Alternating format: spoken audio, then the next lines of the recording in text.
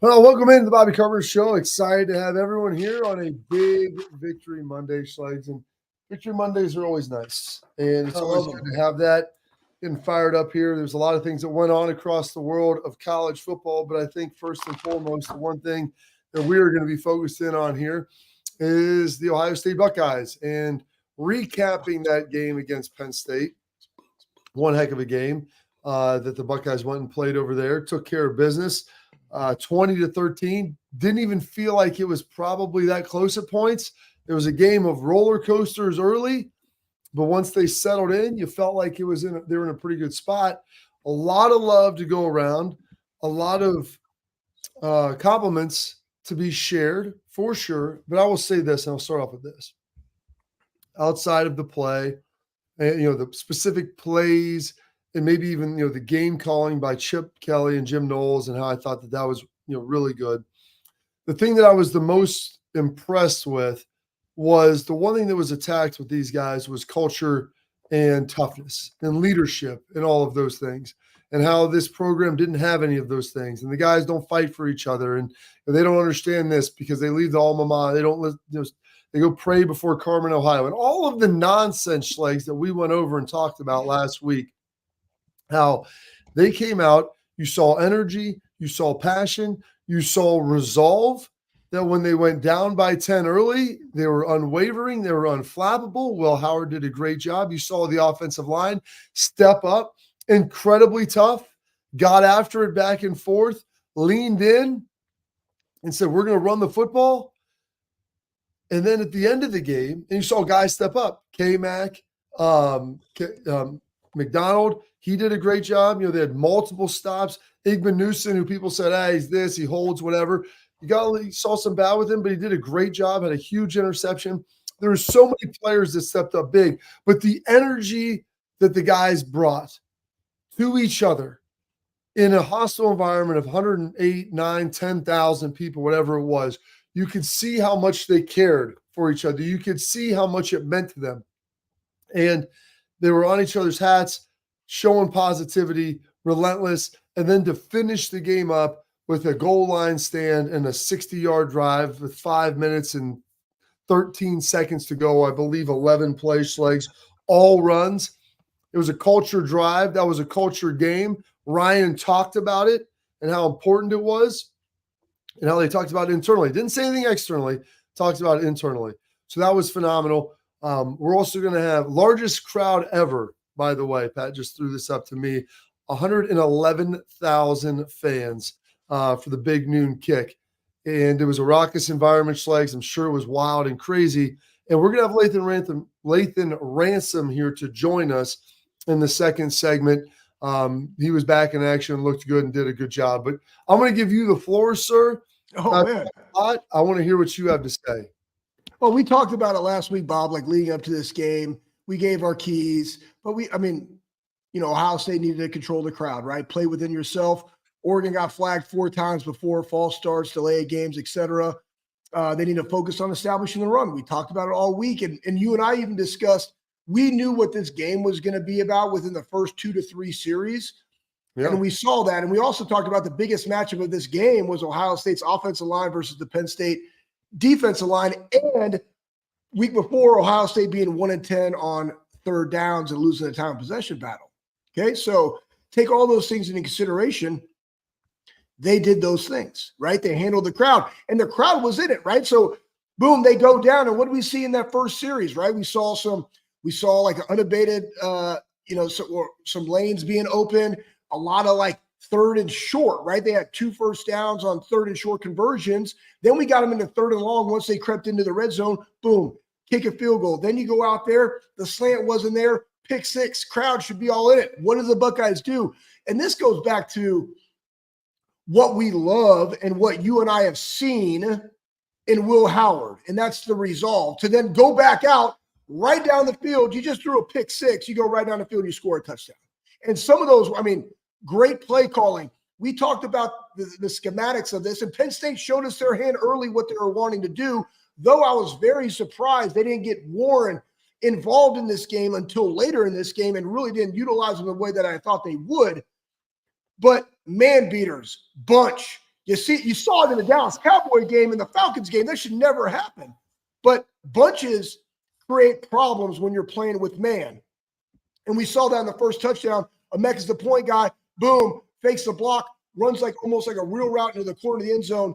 Touchdown. Then you also saw the football acumen of a Caleb Downs going through a rub route, coming over the top, breaking up a pass. I believe it was on Warren. And our guys being able to do that and play at different levels. So just that before I get rolling on other rants, Bob, I thought Cody Simon, guys, and people said, like, good for him, 10 tackles at the end of TFL, had a big sack. Guys, Cody is, one, he's a quiet, like, non-verbal type guy. He's very, very direct. He's almost, he speaks a little bit more than Tommy and is cerebral like that, but he plays with a big chip. And I love the way he plays. And he's been very, very consistent this year and made a lot of plays. And then that being said, and then the offensive line and all of the noise. We saw, Bob, what I was always looking for was what was going to be our jab in the run game. We saw it early and we saw it often, and we saw it to end the game. And the jab became the inside run. With the outside runs and the options to the side and the end around, like that those become your counter and counters, right? Your counter punch. But the inside run game was pivotal. Starting there, Carson Hintzman doing a great job filling in. Donnie, yeah, he gave up 2 sacks to a really, really talented guy. Will he get better at that? 100%. But guys, when you want to take somebody's will, it doesn't matter how good you are at rushing the passer, where we're going to run the ball straight down your throat, side nugget. Go hit up Seth McLaughlin and download and buy the Run the Damn Ball hat, because after the game, I said, Seth, send me the link. I don't want a free one. I'm buying it. I'm sending it, right? I want it shipped so I can wear it on the show this week. I got that done. Super proud of these men. We always talk about in the weight room, you have a responsibility. You have to come in and you bring energy, right? And sometimes you might not have it on that day, but you got to bring energy, because energy then produces enthusiasm, right? Enthusiasm for your teammates, enthusiasm for your group, right? What you guys are doing, that helps produce the effort. And the energy and way that they were able to, they didn't really start fast the way that they wanted to, but they responded. And that just kept going, man. Energy and enthusiasm, effort across the board.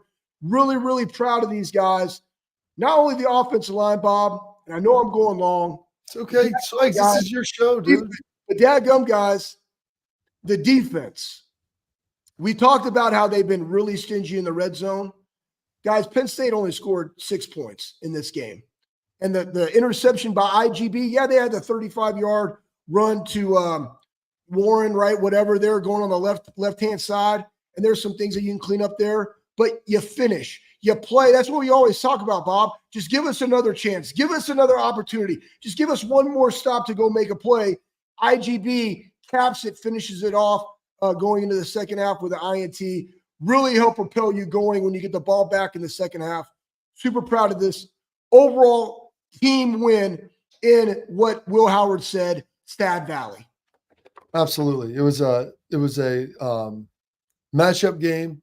And everybody knew the significance. Ryan didn't downplay it. We'll get into some of the comments and different things later. But there was so much. We talk about the defensive line rotation. Talk about Lathan Ransom, who we're going to have come back on, come on with us, coming back from, injury, playing. And people didn't know how long he would be out. You're still rotated. You saw Jermaine Matthews get in there. I mean, they were able to rotate guys through and did a good job. And for Carson Hintzman, the guy Schlegel, who started last year at center and did a pretty good job. This year they bring in Seth McLaughlin. He made some comments towards the bowl game about practices and, were they practicing enough or whatever. And then he's been sitting by his side. And this is where culture comes into play.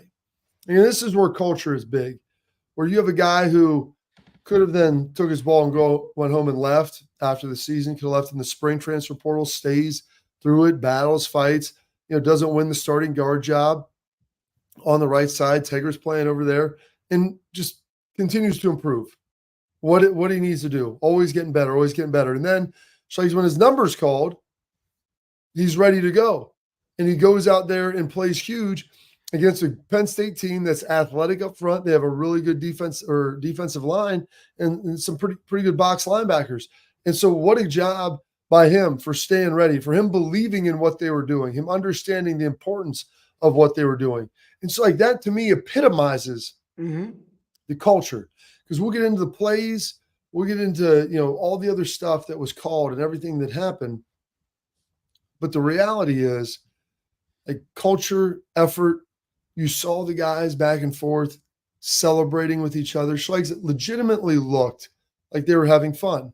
Yeah. And it was probably the best thing that they were on the road, because they went out there, they had 74 guys or whatever you travel. It was just your team, just you together, your guys, ride or die, and go make plays, have fun, and understand you're going to have to pick each other up.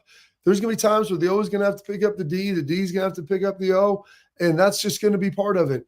But stay in the foxhole together, help your brothers, help your group, and give energy, like you talked about, that passion, that love. And when you see that start permeating around, you're watching Will Howard do the little Drew Aller first downs, and you're seeing Seth McLaughlin getting on everybody's hat, defensive guys doing the same thing, getting involved with it.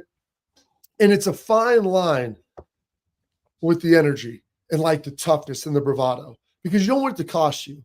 Because I know Ohio State on a I believe a drive that they scored on, it was a personal foul. Goes down, and gets a taunting, steps over top of him. And so when you hear everybody, IGB got spit on and no one ran down there, what are you going to do, run over and punch the guy? They already got the 15 yards. Be smart, take your penalty, and keep walking. It doesn't mean that it doesn't matter to you. And like, you can run over and kind of defend your guy, but it's a fine line between being aggressive and being foolish.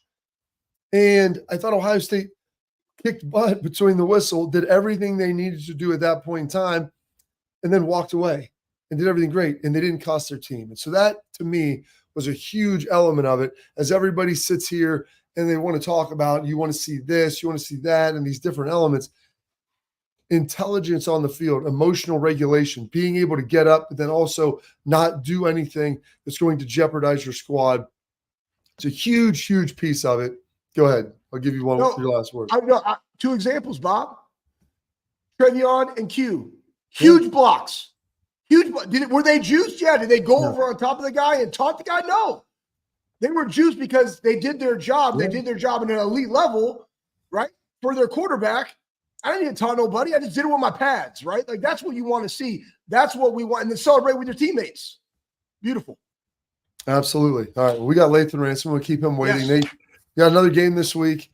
The man was out there playing, battling, one of the leaders of this team.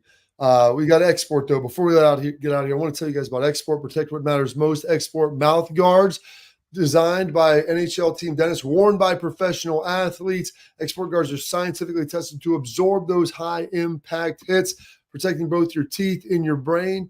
They feature 3 layers of custom protection, included patented use of carbon fiber. They 3D print them for a snug fit for better performance, max comfort, clear communication. They're going to do a great job so you can focus on your game, not on your gear. Don't take chances with your safety. Exportguards.com/Bobby. Save 15% today on your order. Export, protect what matters most. Lathan Ransom, Ohio State safety, up next.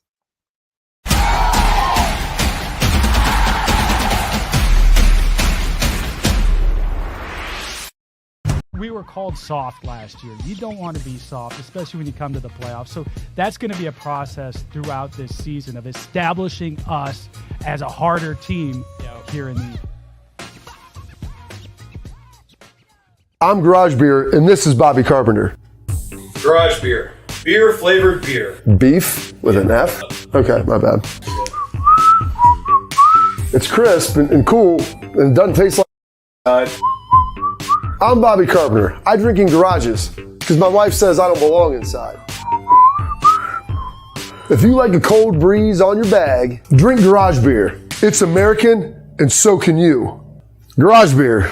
Beer-flavored beer. I don't buy into this nonsense, this conspiracy nonsense that he's got his money and he's dogging it. That's ridiculous.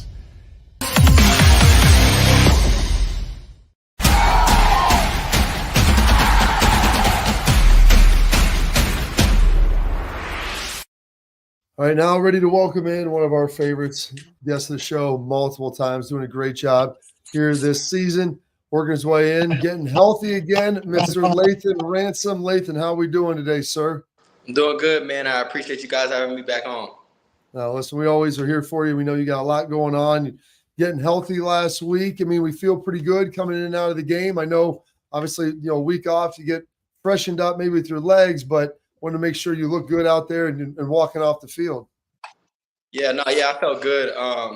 Should just give thanks to really the our training room staff, Stu, all the guys in there, Sean, Solo, helps me out a lot, man. It was a stressful last couple of weeks, not really knowing when I was going to be able to get back and get to play, but spent a lot of time with them, exhausting hours, just living in there, doing everything I can to get back in and play at the level I was playing at. What are you going to give? How are you going to thank those guys when you graduate? I mean, you're going to go somewhere else, play at the next level. Those dudes, they've been your guys. I mean, I feel like we're going to have to get them some sort of gift, Lathan. They're like almost your, I don't know if you say brothers, maybe uncles now. I always laugh and say that I'm always laughing like, Stu, man, you're going to be in my wedding whenever. And, it's funny, too. I talked to Stu. I said, hey, Stu, how much would it be, on my second contract if I just paid for you to just be, my personal trainer?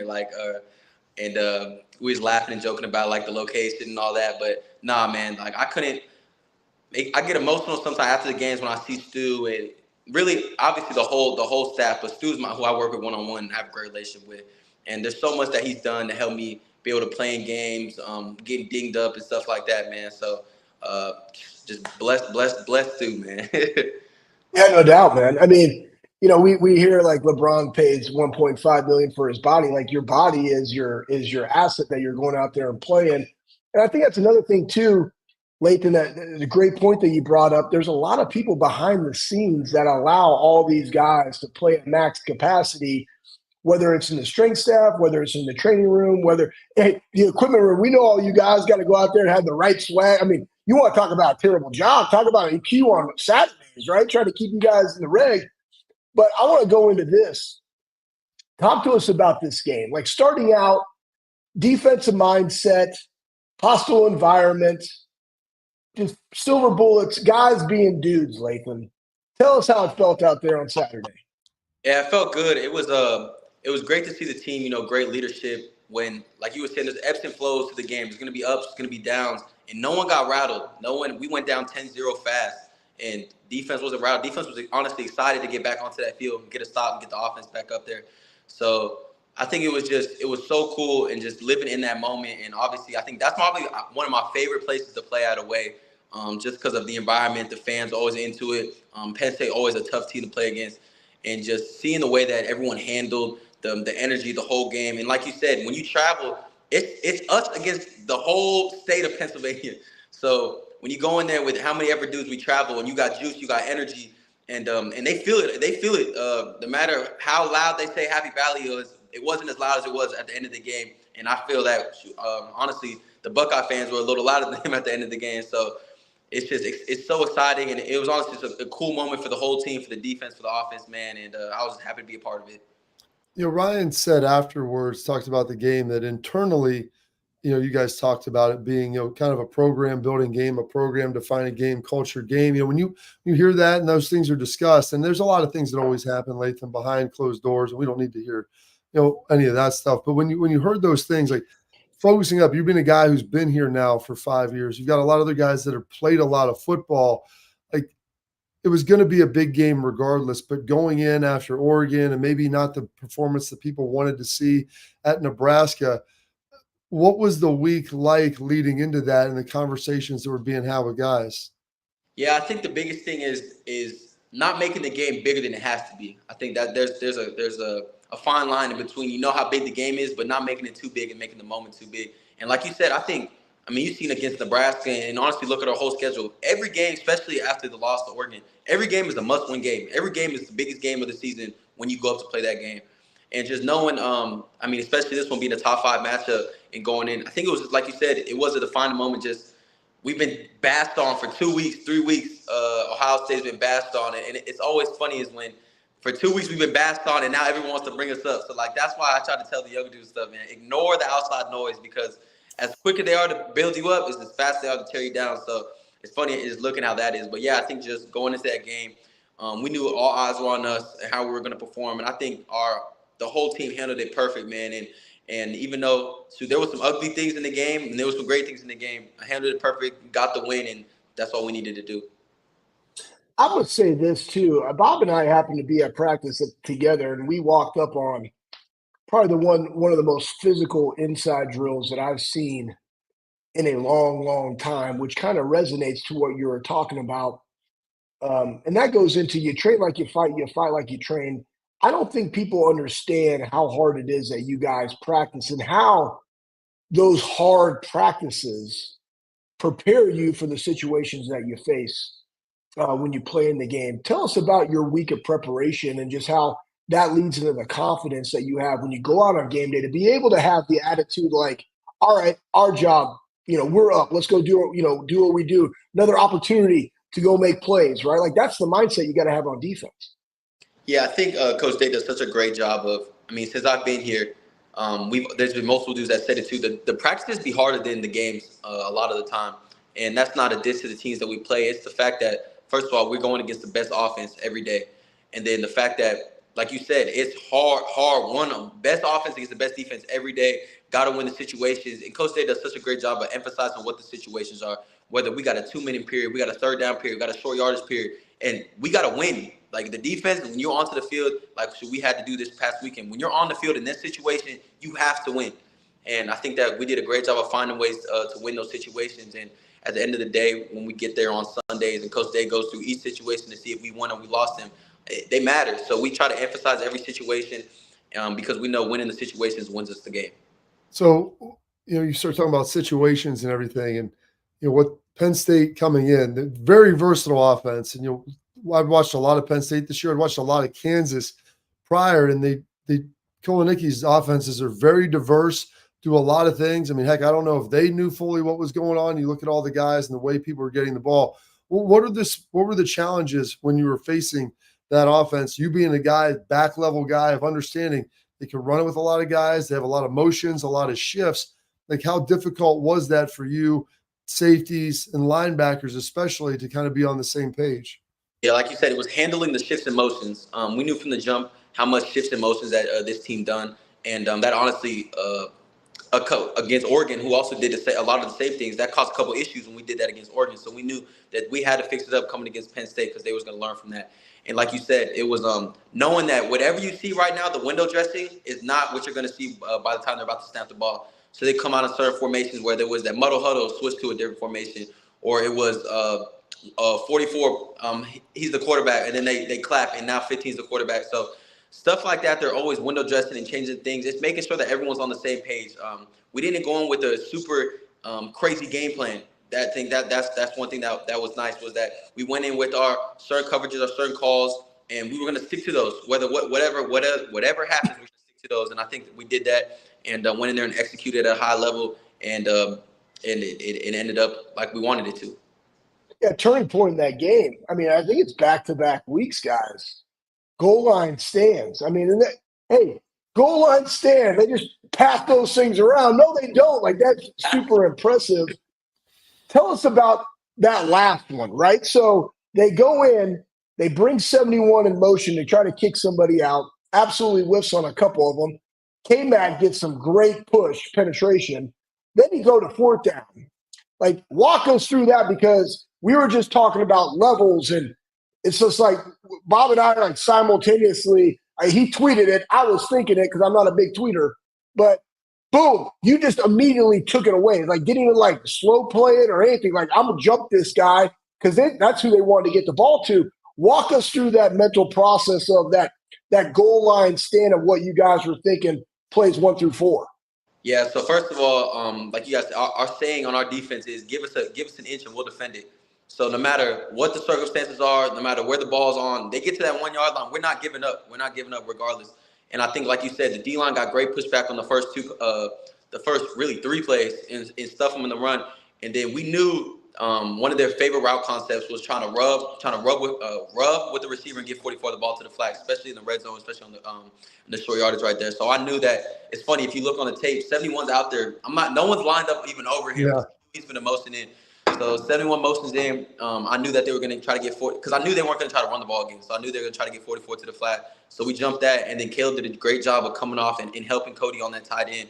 And I mean, it was a great play. A lot of motions were going through. IGB almost pushed Caleb over, celebrating, and then just to talk about then the offense gets on the field, and man, the offense run 5 minutes off the clock. I think it was 5 minutes or something like that.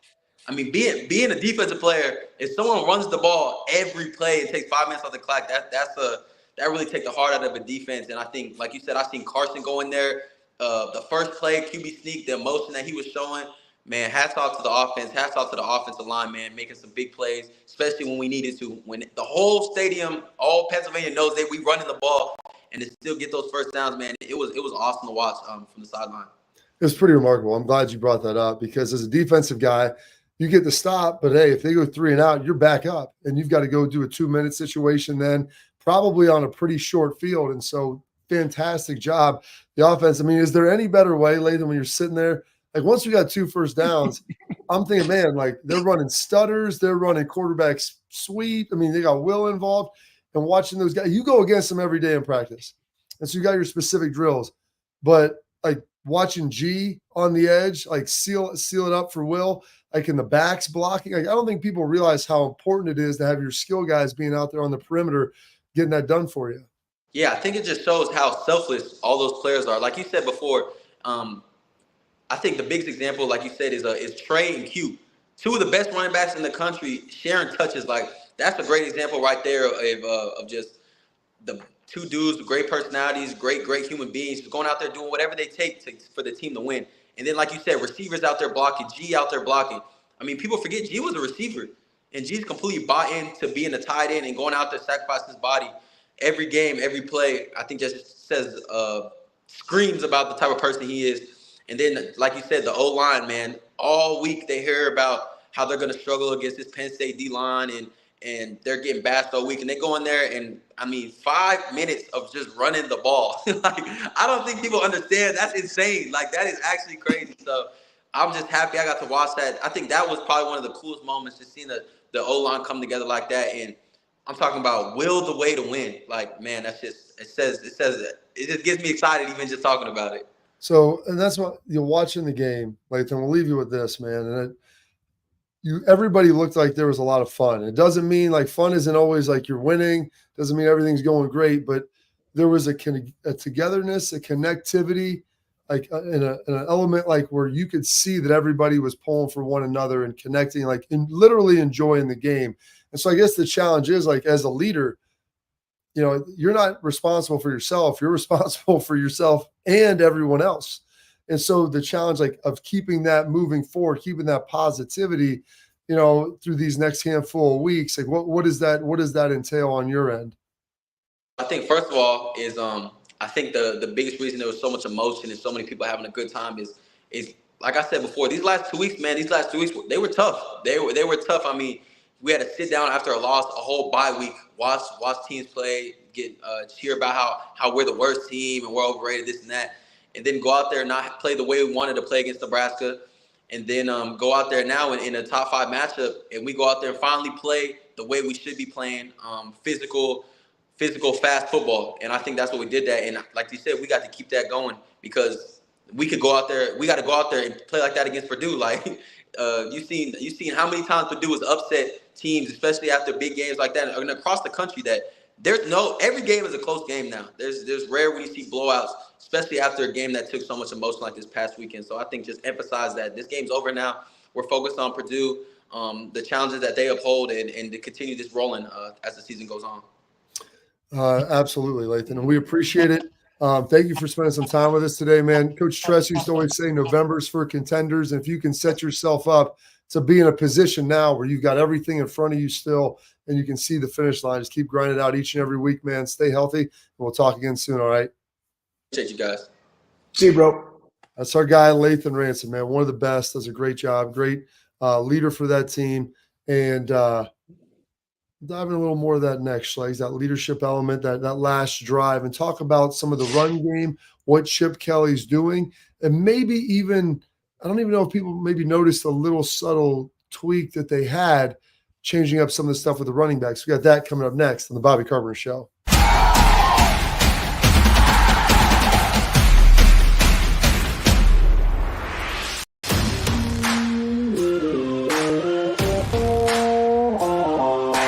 Hey, what's up, everybody? This is Bobby Carpenter. I want to give a huge thank you and a shout out to Affinity Whole Health, the leaders in the testosterone replacement industry.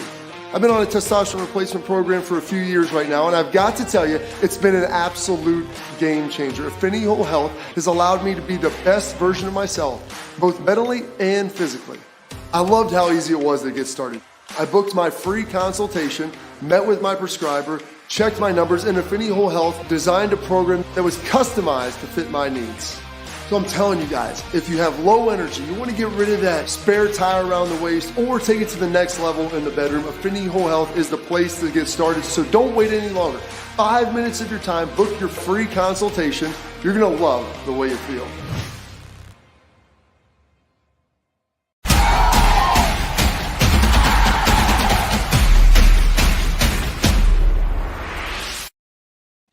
All right, Schlegel, so I want to lean into this. Number one, that drive was phenomenal. 11 plays, 11 straight runs, 5 minutes, 13 seconds.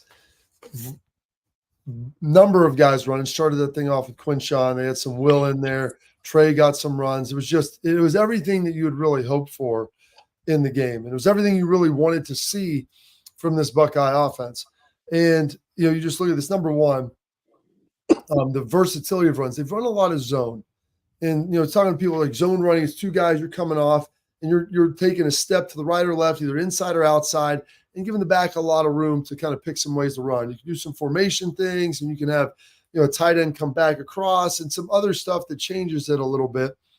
But I don't know if you noticed, they ran some more gap scheme in this game. And on that final drive, they ran like what people would call a stutter or a counter, pulling a guard and then a guard back around. I think Bennett Christian around as well, doing a great job there with him, hitting that thing up inside. And so the change up of some of these runs, like this is a Chip Kelly offense now, to me, Schlegel, that looks like the one we saw at UCLA. And the UCLA offense was potent. And now he's got players that make it different. So the variability with it, I think, has been something that's pretty darn impressive. And it's also getting your running backs to be able to do what they do well, which is they hit the hole fast and hard, man. And then being able to come off of that with the quarterback run or the option into the boundary, like we saw, Bob. So it's like, hey, I got this, but I also got to be aware of that. Then who's going to have the responsibility? And what do they do on that one where they ran the first option? Remember, Will ran that stuff at Kansas State, but what do? They ran quads. So not only are they able to get in certain things by, hey, we're going to come downhill, run some more of that gap scheme, and we're going to be having some pullers, et cetera, but then we can also window dress this with formation because they've been beat on certain things. Now they don't even have a corner over there, right? Because he's over with quads. Boom. Speed option to the boundary with Will, right? So you're either going to take the quarterback or you're going to take the running back. Who do you got, defensive end? Proof David Copperfield, big game. So I think we saw what Chip did really, really well in this is take advantage of what they were doing. Yeah. And I heard some other commentators say that and like, how is that going to look when you get another defensive coordinator? And I would say their defense is really, really good there. But that's what Chip does, right? That's the element that he brings. And this is the other thing, too. And somebody brought this up, and I think it's very true. It might have been Maurice Clarett, and I liked it. Guys, these guys, first off, I can't stand hearing about the $20 million team. Most of that was to our own guys, just so everybody knows. All right, number two, all these guys haven't played together. And then you heard about, well, why didn't this offensive line, why wouldn't this be the one coming out of the bye week? Guys, it takes time to figure it out. And they figured it out, and they still got to win. And then you go on the road, and then now this happens, right? They're like, oh, why didn't this happen before? Hey, man, like you come up with a plan, you execute violently, you see what happens, boom, you plant the flag, you execute violently. And that's what we saw. And then you also see in this game, which was really critical, and you and I talked about this, Bob, we were 2 for 2 on field goals. Game's completely different if you're not. So if you look at the fourth quarter, guys, we got the ball at the end of the third quarter that went into the fourth quarter. We go down, kick a 39-yard field goal. Defense has that big goal line stand that ran a lot of time off the clock. We get the ball on the 1 or 2 yard line, and then we go 5-13 ball game. Like, that's how this is in college football. That was a great football game. And I knew we had this game won, the 2-minute timeout, and I saw Donnie's emotion, right? And he was going crazy. Like, I like to see Donnie go crazy. Josh is that type of dude too, right? When it's really competitive and it's really tough and physical, you saw that from those guys. They wanted it. Just keep running the damn ball. And that's what you love to see. That's what this team's identity always wanted to be. It took a little bit of time, but versus a top 10 defense, they were able to impose their will. And yeah, part of it was scheme. Part of it was just guys being dudes. And as Donnie said, dropping their nuts, right? And I like to say, drop your sack and attack. And that's what you saw in that last drive, which really, for me, was what I want to see carried over, going on in the future of this season. And I don't know if you noticed this, Schlegs, the changeup. So they had been starting TreVeyon Henderson at the beginning of the year, running, and then they're getting Q in. And I think just with the guys' running styles and what their attributes are, what they're good at, their strengths. Carlos Lathan, the running backs coach, flipped it up. And I don't know if you noticed, like, Q was taking first and second. Trey was coming in on second and third because he's really good at pass pro. He's real at backfield. Q's a little more of a hammer. And I think that changeup, it got both guys going in a big way, but I think it was also crazy beneficial just to how the game ultimately worked and how they were able to work that rotation. It's something that kind of is very subtle. And you look like both guys carried the ball and got about the same touches that they've been getting. But sometimes, like, how you're hitting first, who you're bringing in, and keeping it going. You saw, like, when Quinshawn was coming off the sideline, he was furious. He wanted to stay in there. And it was good. Like, that's the emotion you see in a good way. Guys want to stay in. They want to close stuff out. They want to play.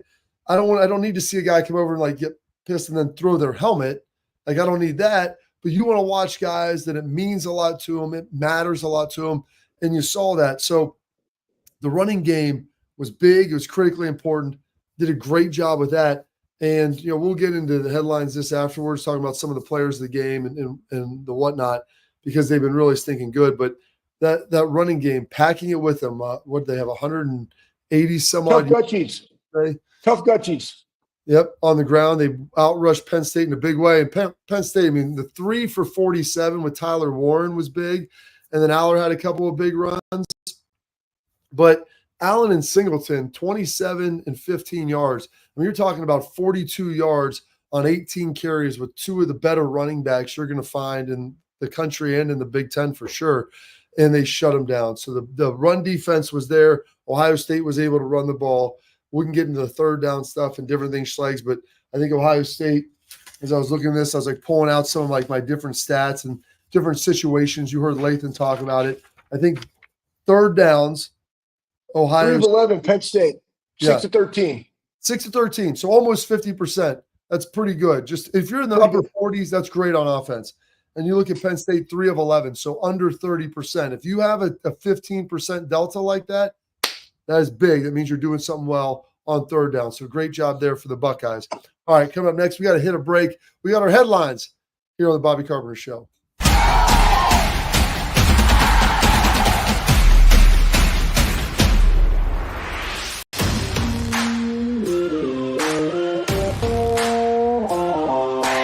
Hey, what's up, everybody? This is Bobby Carpenter. I want to give a huge thank you and a shout out to Affinity Whole Health, the leaders in the testosterone replacement industry. I've been on a testosterone replacement program for a few years right now, and I've got to tell you, it's been an absolute game changer. Affinity Whole Health has allowed me to be the best version of myself, both mentally and physically. I loved how easy it was to get started. I booked my free consultation, met with my prescriber, checked my numbers, and Affinity Whole Health designed a program that was customized to fit my needs.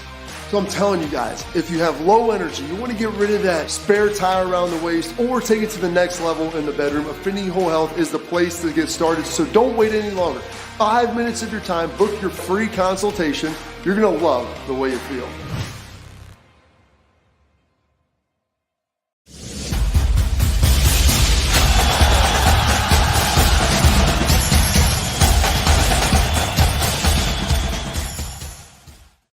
All right, now we got our headlines brought to you by our friends over at Affinity Whole Health. They offer personalized treatment plans to help you feel better if you've got weight loss, low energy, muscle loss, poor sleep.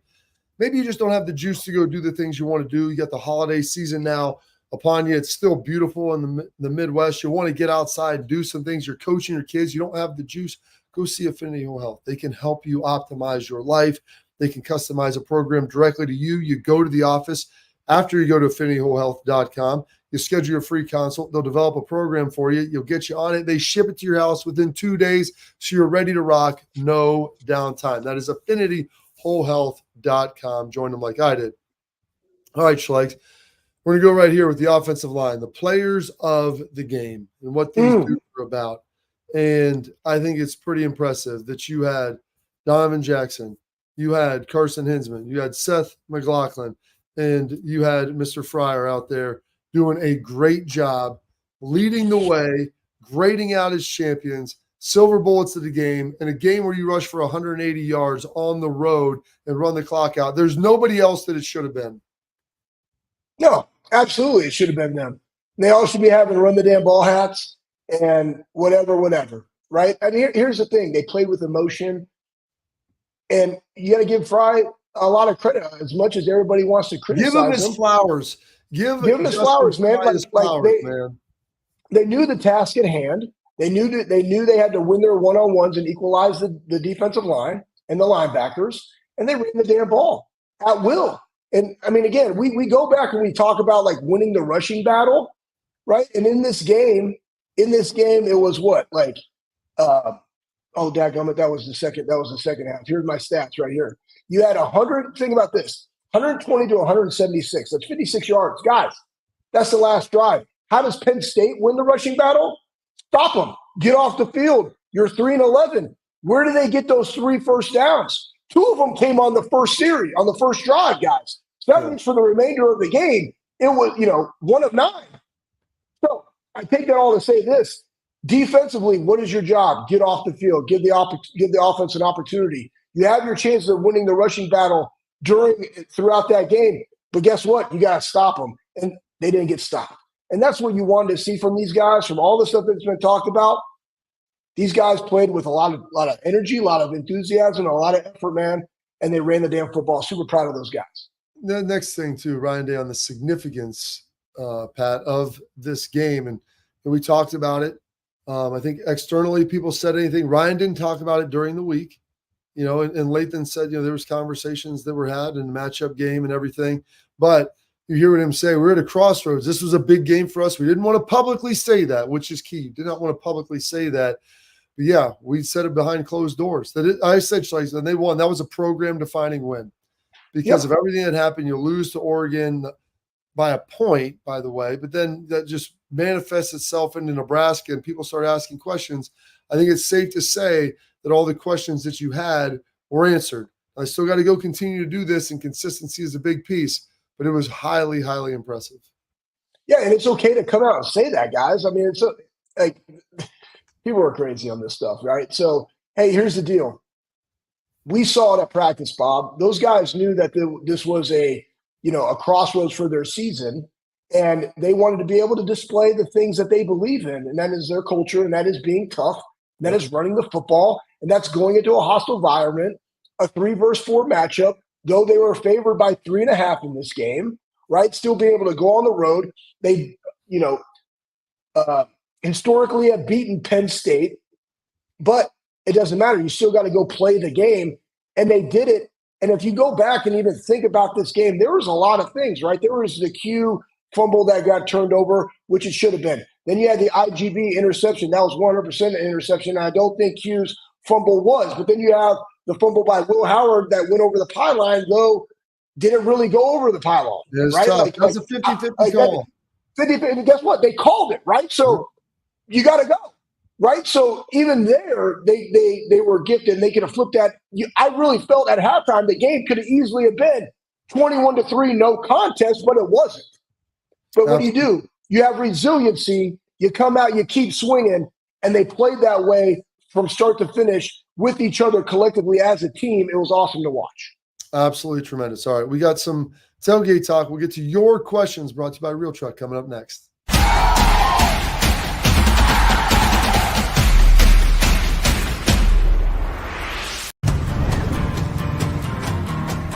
Building a home for the people who are worth it.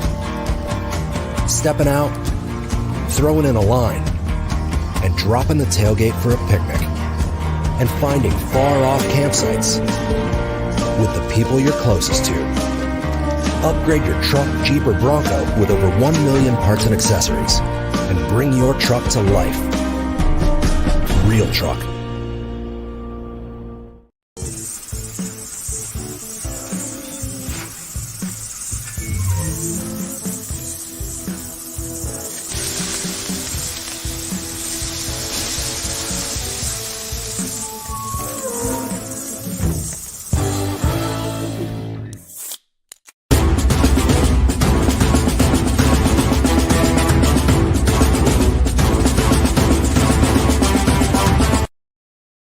All right, welcome into Tailgate Talk, brought to you by friends over at Real Truck. They have the most stuff you're going to find to custom outfit your truck, Jeep, or Bronco. They look absolutely tremendous. The number one accessory brand. Schlegel has done it. I've done it, Jeep and truck.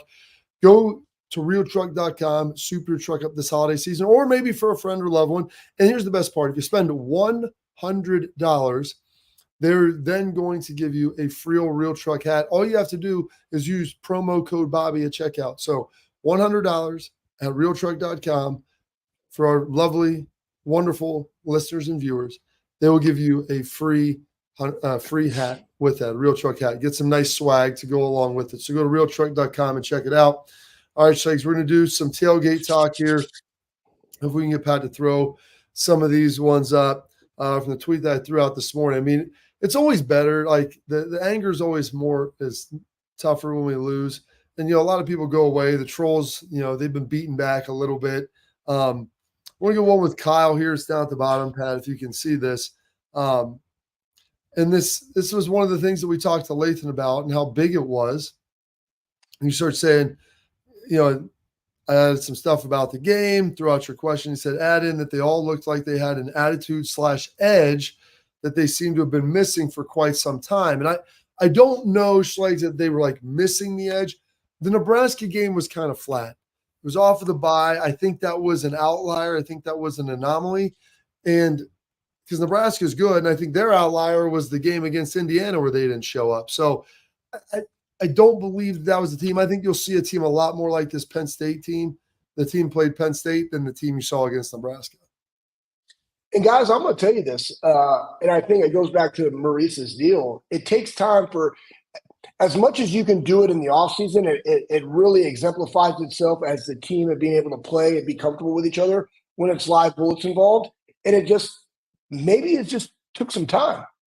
And it took a situation like this to go on the road at Penn State to really come together and feel what does it mean to be having fun and playing with a chip and playing with that. Because, Bob, you and I have seen the practices. The practices have been elite, competitive, physical.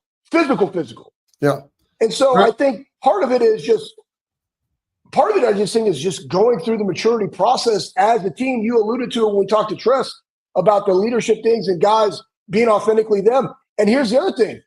Will is emerging as that guy. Caleb is emerging. Though they transferred, Seth is emerging as those guys, along with the other guys that have already been in the building, and like when to talk, when not to talk, and just talk, but also go out there and do it with your pads. And you're seeing that with Q even, right? And Trey, and it's beautiful to watch. Like you and I get to see it. We just have a different perspective. We try to articulate it to our viewers. But I just think sometimes it's just taking some time. And I do believe, to your point, Bob, this is something that we're going to see moving forward in the future because now they've done it. Once you've done it and you feel it and you experience it, there is no going back. Like, that's the way it has to be every single time. Okay, and we got one more here coming at you, Schlegs. This one's from ELB. Schlegs, OSU DB Lathan Ransom does not receive enough kudos and recognition for covering and shutting down the PSU tight end Warren on the 4th and goal situation, the goal line stand. We got about 30 seconds here, but he talked about, he outlined it earlier on the show. He knew when they did that, they like to run the mesh route, get him into the flats. That's film study, that's high GSF, and that's execution in critical moments. Yeah, I mean, and Warren got him on one over there into the boundary, but guess what? You got me one, I got that one, right? And that's the beauty of competition. Good for Lathan. I mean, obviously, turning point in the game right there. Absolutely. All right. Coming next, we're going to wrap up the show. Schleg's parting thoughts here on the Bobby Carpenter Show.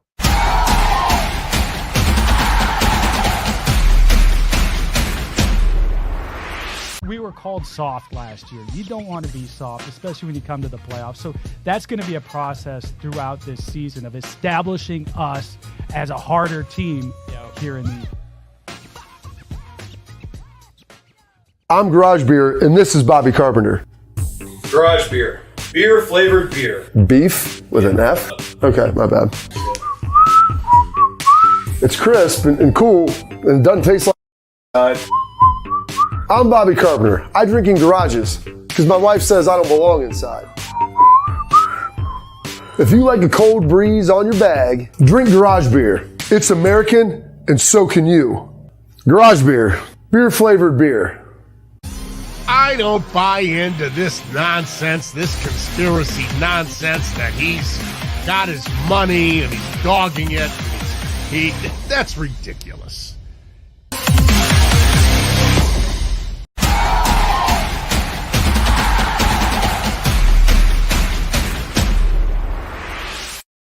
All right, Schlegs, 30 seconds to wrap us up.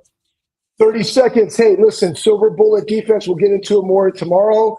Held Penn State for the first time under 300 yards and the first time not scoring a touchdown in 10 years. Tip of the cap to the Silver Bullets. Lastly, 5-13. Remember that because that was a defining drive for this season. We'll come back to it. Hopefully in 2 months, we'll be like, that was the tip. That was the tipping point for the 2024 Buckeyes. Well, just the tip, Schlegs. That's all you need. We'll be back live 12:30 tomorrow. Keep breaking down this game, talk some national stuff. Big things happened across the country as well. And as we get ready for this Purdue matchup here, big noon kick on Saturday for the Buckeyes. Thanks for tuning in to this edition of the Bobby Carpenter Show.